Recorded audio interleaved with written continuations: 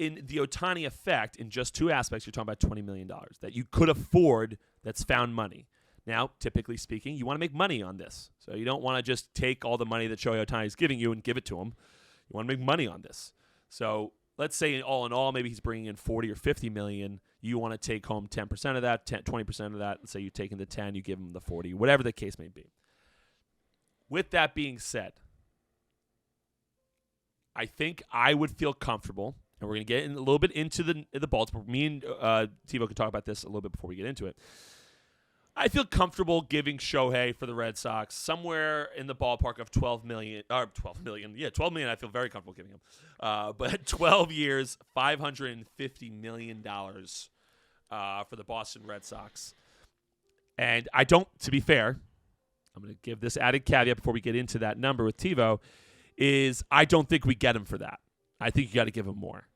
But I would feel that is where I'm coming in as from a comfortability standpoint of where I want to be. I would love to be and get Shohei Ohtani on the Boston Red Sox at 12 years, $550 million. Tivo, initial thoughts?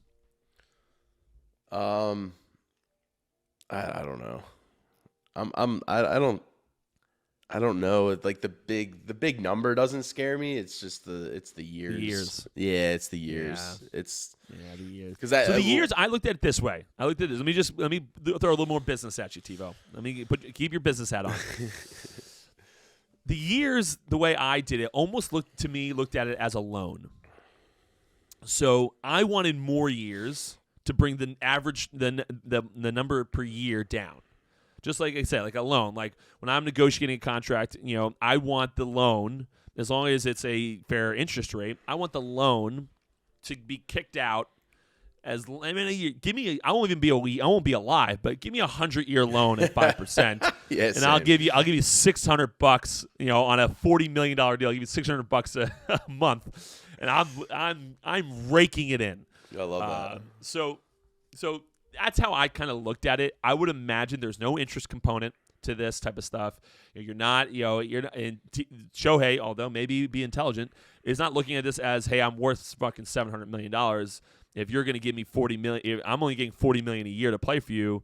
Like I want, or if you're going to bring this all the way down for 12 years, I want more money on that. But that's how I looked at it. It's going to come out to, let me see here. I have it in my notes. I think I wrote it in my notes. Maybe I didn't write it in my notes. It's going to come out to, oh yeah, I guess I didn't write this in my notes. What a dumbass. 550 divided by 12 years is $45.8 million a year. And again, the years scared me. No question about it. That's 12 years. How old is Shohei right now? Let's take a quick look at that. Ohtani age. 29 years, which means we're paying him until he's 41 years old. That's old. Yeah. It's very old. So, and who knows if he's even playing at that point. So, it's scary. Let me add a little bit more in there, Tivo, for you. This is how I'm thinking of doing this. We've all heard about the Bobby Bonilla deal, where he gets paid $2 million a year for the next 40 years, whatever it is. Or it was for the next 40 years. I don't know how many years he's got left. Coincidentally, which I'm not sure most people know about, but coincidentally, Manny Ramirez and Dustin Pedroia are also on deferred money. So they get paid every year. That's part of the salary cap for the Red Sox, or the amount of money they put out every year in salary. So they're on that. I would like to get Ohtani to be a part of that. Now, the best case scenario, which he probably wouldn't do, but the best case scenario would be to take $100 million off that, bring it down to $450, and give him $5 million per year for 20 years post his playing days. Not a big number for the Red Sox. It's easy to handle. It's not going to affect them on their salary from the luxury tax threshold. For $5 million is not going to do much as far as that. It won't really handcuff them for 20 years. It's easy to do. It looks like right now, for comparative speakings, I know we have Bob Bonilla at about $2 million. Looks like Manny Ramirez and Dustin Pedroia are making roughly $2 million a year from the Red Sox, so that's an additional $4 million. They might be off the books at that point, so it might be only additional $1 million at that point that they typically spend. So that would be ideal. I don't know that he takes that. He might more so want a $10 million for 10 years. That's kind of high for deferred money post your playing days, at least from what I've seen. So that's best case scenario. On top of that, I would probably you have two schools of thought. I could front load this contract because that's when it's the most, and we want to take, when he's not playing so well, we want a smaller number on our books so we can go get better players to make pushes. Or you could say, hey, listen, I want to make pushes now with him and try to sell off his contract later for, maybe they take, $20 million. Maybe the Mariners need a first baseman with some veteran presence. They'll take $20 million of the 45, and you do it that way. I'm more inclined to backload the contract than front load, so that I can make pushes right now, go get some good players around him, make a ton of money on this on Shohei, and go win a couple World Series, or at least be in the playoff hunt every year. So that's my biggest concern of the whole higher level conversation is the Red Sox were in last place in their league. They weren't even a 500 ball club. So it's like, is one player going to change that? He's not even pitching next year. And, you hope he gets back to what he was or even better. I'll even give you that over the 4-year period, he's going to be as good. But however the contract's structured, and that's the biggest thing in sports today, right? These numbers are fucking huge.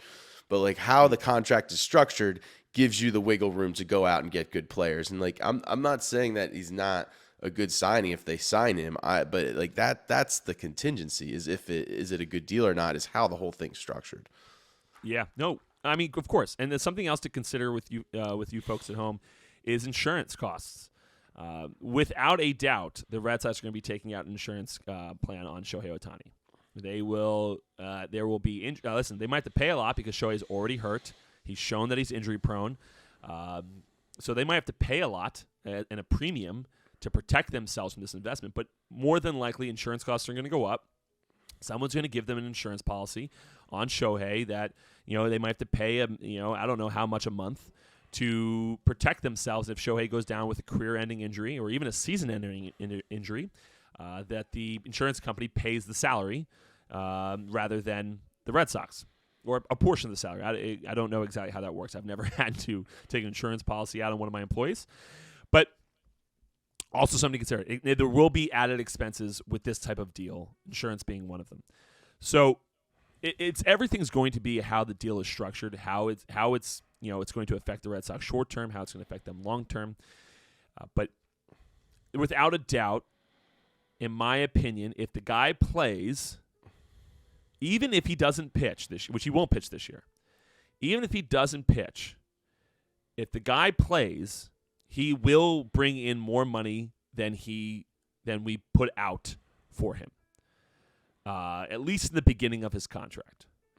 So now it's like you said, and that's why I am more likely to backload it and put together. Listen, the Red Sox have, and again, now we're putting a little bit more of our GM hats on, which you have to do to a degree when you're deciding on a big contract like that. Listen, the Red Sox have I wouldn't say a solid young core. We have some young players that are good. The pitching staff looked a little bit better last year. But we've seemingly had a hole at first base for a number of years. We seemingly have a kind of a revolving door over there. Although Justin Turner was pretty good. He didn't play first base, though. I think he played third for the most of the year and was hurt a lot. So you have these guys that you've spent some money on. Shohei certainly makes a big difference. And this is why it's good, and we're 46 minutes into this episode, and we're still talking just the Red Sox, which, again, we dove a little bit there. But this is kind of a good conversation when it comes to the Red Sox and the Phillies. You have the conversation, does one player make enough of a difference for the Red Sox to make a push? Probably not. You probably need to backload this contract so that you have some money to spend on making their team overall better. Now, you'll probably be able to bring in some players, or better players, now that you've made this type of investment into a guy like Shohei, who people want to play with him. People want to play in Boston already, and now you're making a big deal. But better players want to play in Boston also comes with bigger salaries.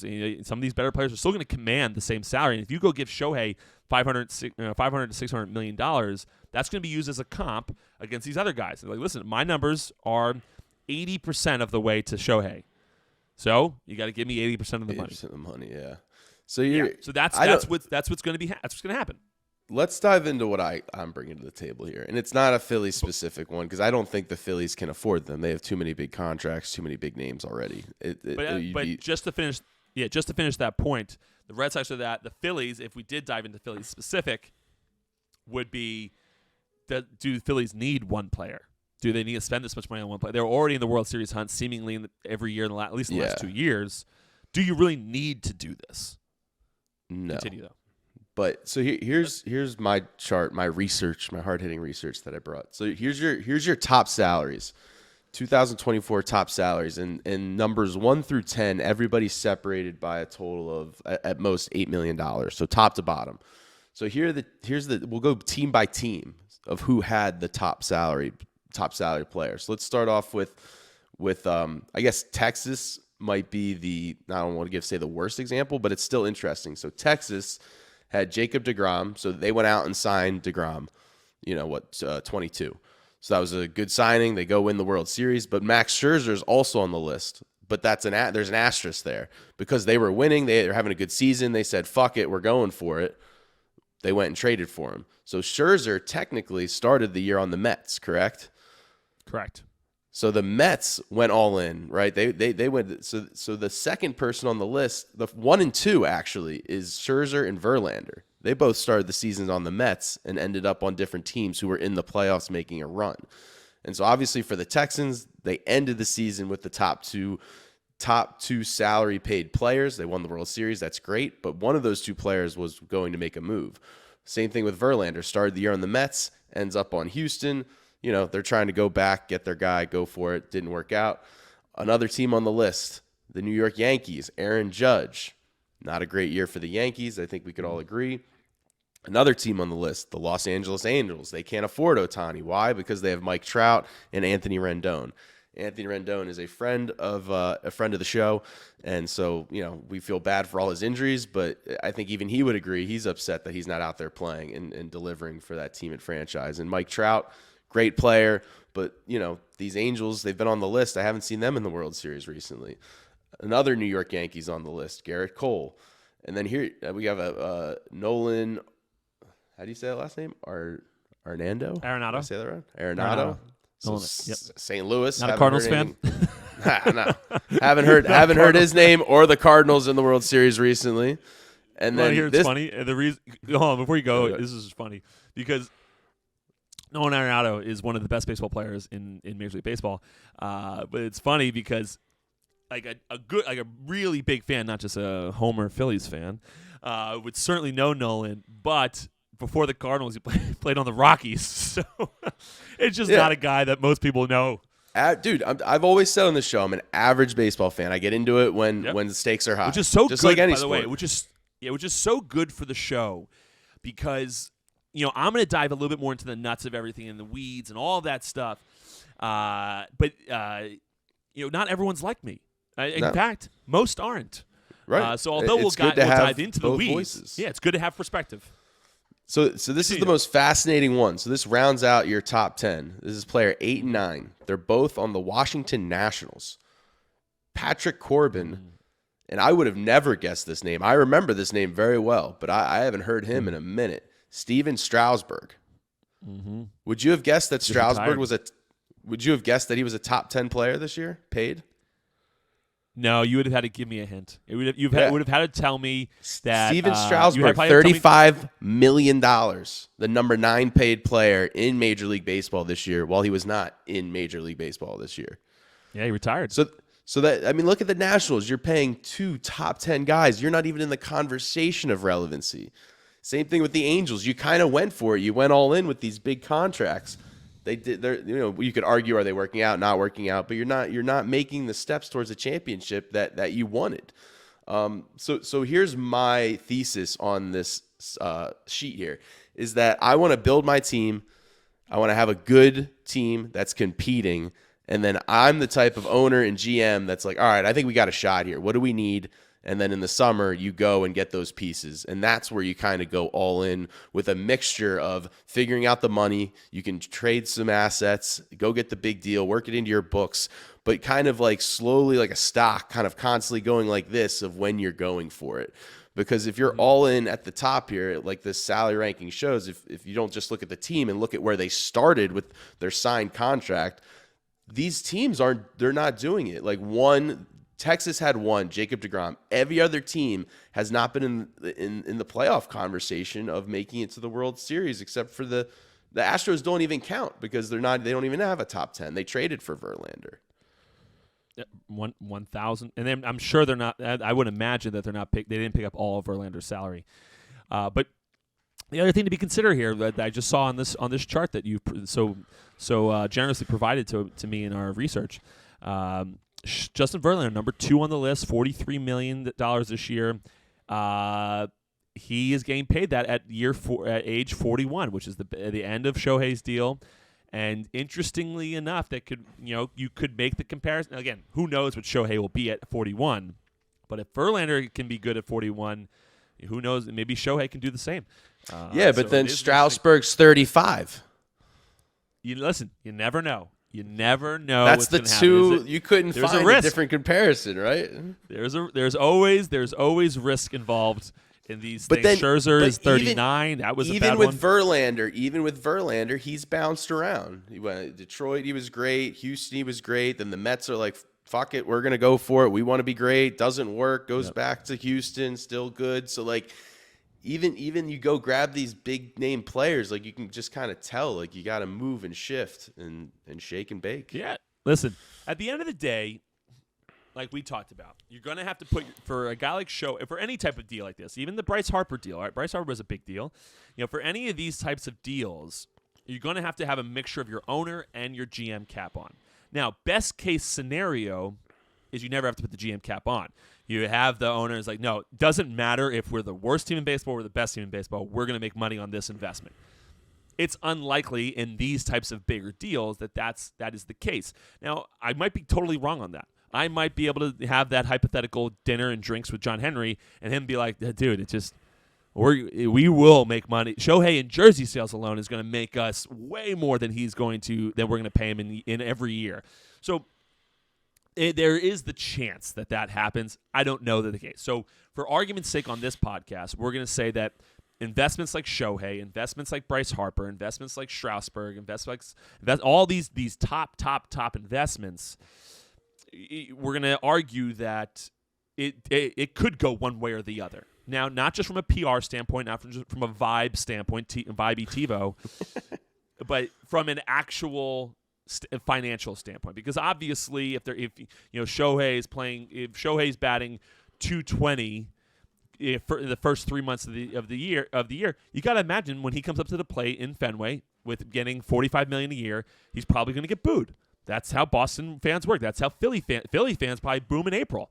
So that is just kind of how the game works. That is what it is when these types of big contracts happen.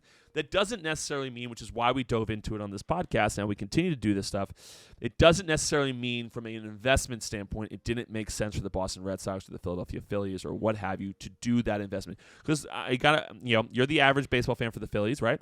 There were a few years where Bryce Harper's on this team and they were not a good baseball club. Oh yeah, no, they were booing his ass and didn't like him. Now he wasn't good. Now they want to build a statue.